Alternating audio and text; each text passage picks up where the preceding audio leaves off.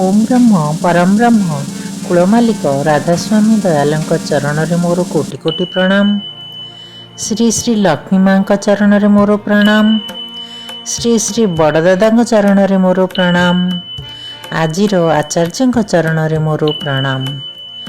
ଠାକୁର ପରିବାର ସମସ୍ତଙ୍କ ଚରଣରେ ମୋର କୋଟି କୋଟି ପ୍ରଣାମ। ମୋର ଏହି ନାରାୟଣ ନୀତି ଶୁଣୁଥିବା ସମସ୍ତ ଗୁରୁ ଭାଇ ମା' ମାନଙ୍କୁ ମୋର ଅନ୍ତରର ଜୟଗୁରୁ। କେମିତି ଅଛନ୍ତି ଆପଣମାନେ? ଶ୍ରୀ ଶ୍ରୀ ଠାକୁରଙ୍କ କୃପାରୁ ସମସ୍ତେ ଭଲରେ ଥିବେ ବୋଲି ମୋର ଆଶା ଓ ବିଶ୍ୱାସ। ଆଜି ମୁଁ ଅମିତା ଶ୍ରୀ ଶ୍ରୀ ଠାକୁରଙ୍କ ଶ୍ରୀମୁଖ ନିଃସୃତ ନାରୀର ନୀତିର 127 ବାଣୀ ଆପଣମାନଙ୍କ ଆଗରେ ତୋଳି ଧରିବି। ତା ପୂର୍ବରୁ ଯେଉଁମାନେ ସବସ୍କ୍ରାଇବ୍ କରିନାହାନ୍ତି ସବସ୍କ୍ରାଇବ୍ କରିଦିଅନ୍ତୁ। କମେଣ୍ଟରେ ମୋର ଠିକ୍ ହେଉଛି କି ଭୁଲ ହେଉଛି ଯାହା ବି ଆପଣମାନେ ଜଣାନ୍ତୁ। ଠାକୁରଙ୍କୁ ଜୟଗୁରୁ ଲେଖନ୍ତୁ। ତାହେଲେ ଠାକୁରଙ୍କ ପ୍ରତି ଆମର କେତେ ଭଲ ପାଇବା ତାହା ଜଣାପଡ଼ିବ। ନାରାୟଣ ନୀତି ଶୁଣିବା ଆଗରୁ ଠାକୁରଙ୍କର ଗୋଟିଏ କଥା ମୁଁ ଆପଣମାନଙ୍କୁ ଶୁଣାଇବି। ନବବର୍ଷ ଉପଲକ୍ଷେ ପରମ ପ୍ରେମମୟଙ୍କର 80 ବାଣୀ।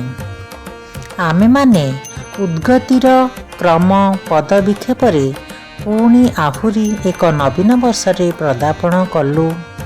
ଏହି ବର୍ଷର ନୂତନ ଦିନରେ ନୂତନ ଆବେଗ ନେଇ ମୋର ଶୀର୍ଣ୍ଣ ସମ୍ବେଗର ଆକୁଳ ଆହ୍ୱାନରେ ତୁମମାନଙ୍କୁ ପୁଣି କହୁଛି, ତୁମେମାନେ ଅଚ୍ୟୁତ ଇଷ୍ଟାର୍ଥ ପରାୟଣ ହୁଅ।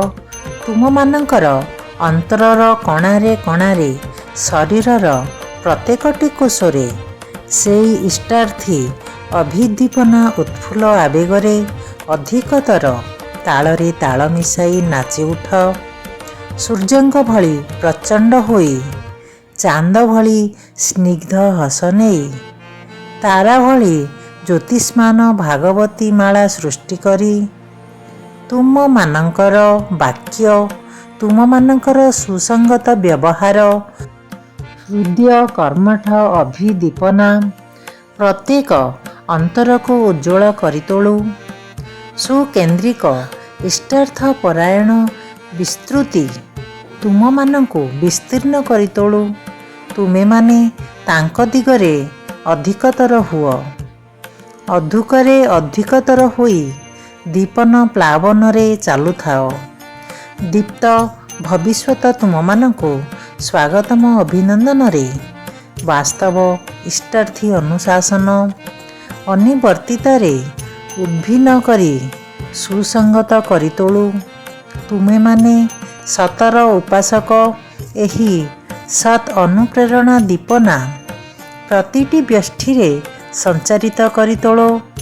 ପ୍ରତିଟି ବ୍ୟଷ୍ଟି ନେଇ ପ୍ରତିଟି ବ୍ୟଷ୍ଟି ଯେପରି ସମ୍ପୂର୍ଣ୍ଣ ହୋଇ ଉଠେ।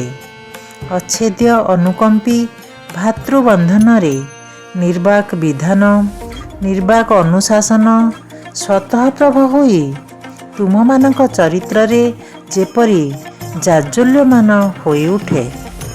ବିଶ୍ୱେଶ୍ୱରଙ୍କୁ କେନ୍ଦ୍ର କରି ତୁମମାନଙ୍କର ପରିଷଦ୍, ଶାସନ ସଂସ୍ଥା, ବିଧାନ ଓ ବିନୟନ ଯେପରି ସ୍ୱତଃ ହୋଇ ଉଠେ।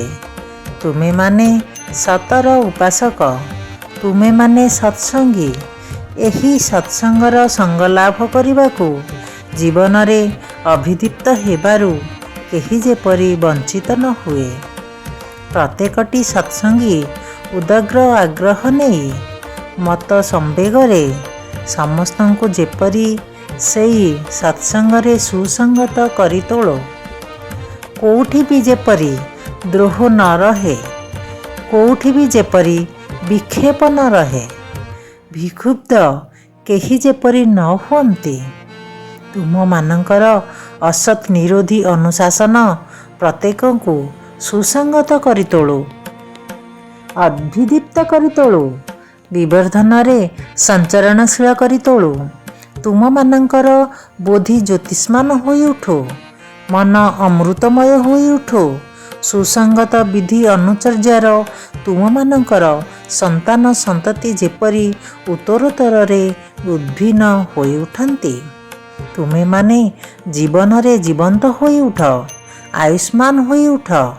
ଶରୀର ଓ ମନରେ ସ୍ୱସ୍ତିର ମଳୟ ପବନ ପ୍ରାଣଦ ପରିବେଷଣରେ ଶାନ୍ତି ଗୀତି ଗାଇ ଉଠୁ। ଜୀବନ ଯଶ ଓ ବୃଦ୍ଧିରେ ସମୃଦ୍ଧ ହୋଇ ଉଠ।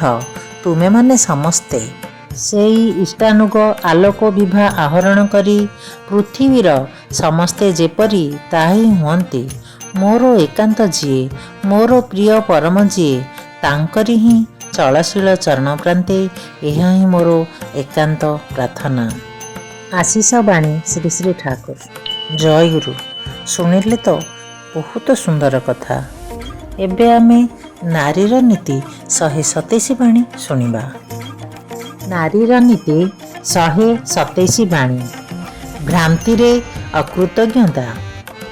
କାହାରିକୁ ଯଦି ମୋର ବୋଲି ଭାବି ସୁଖୀ ହୁଅ, ସ୍ମରଣ ରଖ ତୁମର ସେବାର ପ୍ରଥମ ଅଧିକାରୀ ସେ ବା ସେମାନେ ଯାହାଠାରୁ ତୁମେ ତାଙ୍କୁ ପାଇଅଛ ବା ପାଇବା ସମ୍ଭବ ହୋଇଛି। ଏଠାରେ ଭ୍ରାନ୍ତି ଘଟିଲେ ହିଁ ଅକୃତଜ୍ଞତାର ଗୁପ୍ତ ଛୁରୀ ତୁମକୁ ନିଃଶେଷ କରିଦେବ। ମନେ ରଖ। ବାଣୀ ସଂଖ୍ୟା 127। ପୁଣି ଥରେ। ଭ୍ରାନ୍ତିରେ ଅକୃତଜ୍ଞତା।